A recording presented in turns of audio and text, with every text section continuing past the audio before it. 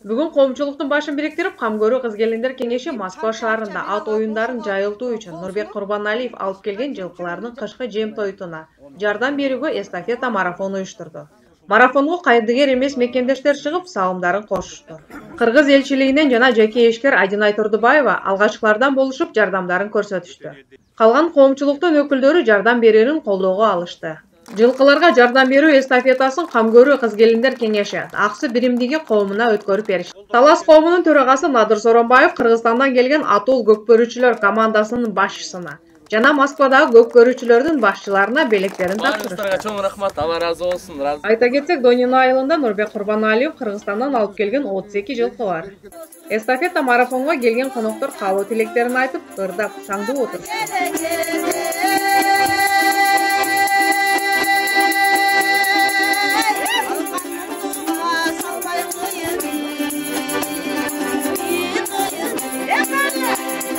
Бұл Раменский районда Донин айылында атайын биздин мекендештерибиздин диаспоранын ар бир коомдун жетекчилерин чакырып Нурбек уулубуз жакшынакай көкбөрү оюнун Россия жергесинде бардык жерге тааныттырды.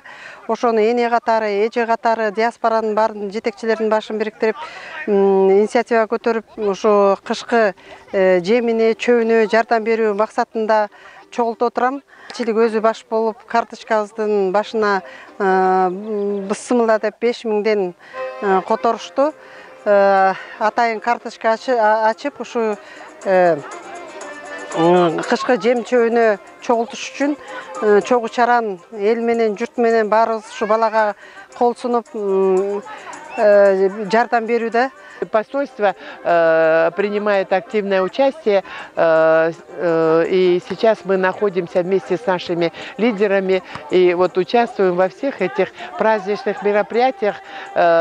Здесь идут организованы угощения, национальные блюда, и я думаю, что каждый, кто участвует сегодня в этом мероприятии, получит большой позитив, но вместе с тем это вот взаимное обогащение, это вот презентация культуры Кыргызстана, это отдых, который совмещается вместе с культурной программой. Кыргыздын маданиятын бир эле жумуштан эмес, ошо маданиятын спорт жагынан көп өзүнүн жакшы жактарын, улутубуздун жакшы жактарын Россиядагы элдердин арасында жайылтып келе жатышат. Биз ушул ушундай жакшы көрүнүштөргө, бүгүнкүгө окшогон жакшы саамалыктарга дайыма колдоо көргөзөбүз. Ушундай кыргыз элиме даңк, кыргыз элиме рахмат, кайда болбосун өзүнүн үрп-адатын тыштабай, уюткулуу, жакшынакай жөрөлгөлөрүн аткарып, ушундай Москва областында Татынакай Нурбек деген балабыздын арнап ушунун жүргүзгөн иш-чарасына момундай мейман уюштуруп, маареке уюштурган жерде мейман болуп атабыз. Балдарыбыз аман болуп, ушундай элге дем берип, ички дүйнөгө берип атат. Айласынан мен сени сүйөм өмүр деп балдарыма кубанып атам, мен берден чыгып. Аман болуп, кыргыз атыбызды бийик туу көтөрүп, анан балдарыбыздын бардыгы аман эсен, биздин Кыргызстаныбыз өркүндөп, өзүбүздүн элибизге келгенге мен тилектешмин да каалайм. Бактылуу болгула алтындарым. Москвадагы кыргыз элибиз Нурбек көкбөрүнүн председатели кыргыз элин топтоп поддержка алайын деп отурат экен. Ошо колубуздан келишинче жардам беребиз деп чечтик. Бул эми Москвадагы жердештер, Москва элине кыргыздын улуттук оюндарын көрсөтүп отурган үчүн Нурбекке мен чоң ийгиликтерди каалап кетемин.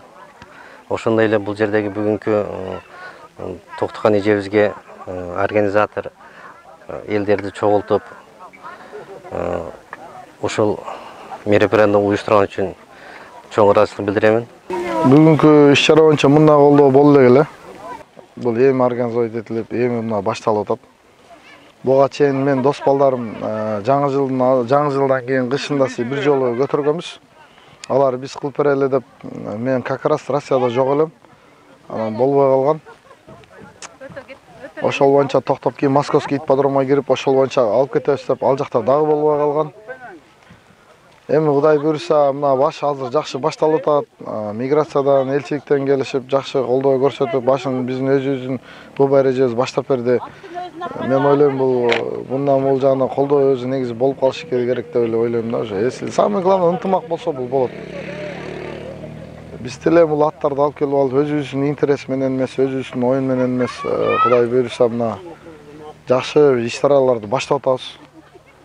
Өзүбүздүн улуттун атын көтөрүп атабыз, улуттун атын, кыргыз элибиздин даңкын көтөрүп атабыз. Кыргыз эли абалтадан, кылымдан ушул өзүнүн баягы асыл тукум жылкысы менен даңктанып, өзүнүн салты менен, өнөрү менен баркталып келген.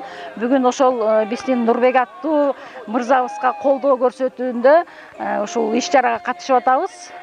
Иш-чаранын максаты ошол асыл тукумдун тукумун көбөйтүүдө, жакшынакай багууда салымыбызды кошуп, кандайдыр бир аз болсо дагы бир салымыбызды кошуп, ушул жакшы жаратылыштын койнунда ырдап, эс алып, күнүмдүк баягы жумуштун көйгөйүнөн алыстап, ушундай бир жакшы нерсеге күбө болуп отурабыз. Бардыгыбыз жумуш иштейбиз, бул жерде ар биринин өзүнүн жумушу бар. Ошо баары жумуш иштеп атканда, ушундай чогулганда акөөнүн кыздары баарыбыз ошол жумушту бир күнгө биз жооп сурайбыз. Кээ бири жооп сурайт, кээ бирөөнө выходной болуп калат. Ошолорго караштырып топтолобуз баарыбыз. Нурбекке ийгилик иштерине ушул бөтөн жерде жүрсө дагы, бөтөн элде жүрсө дагы мындай жакшынакай боз үйлөрдү алып келип, Кыргызстандан боз үйлөрдү тигип, ушул жайкы сезон бүткүчөктү биздин бардык эле Москвадагы кыргыз жердештерибиз келип эс алууга шарт түзүп, ушул Донино айылында жылкыларды багып, аябай жакшы демилге көрсөтүп жатат. Мадина Жапарова, Бактыгүл Алымкулова, Гүлдесте Капарова, Супара каналы, Москва шаары, 2019 жыл.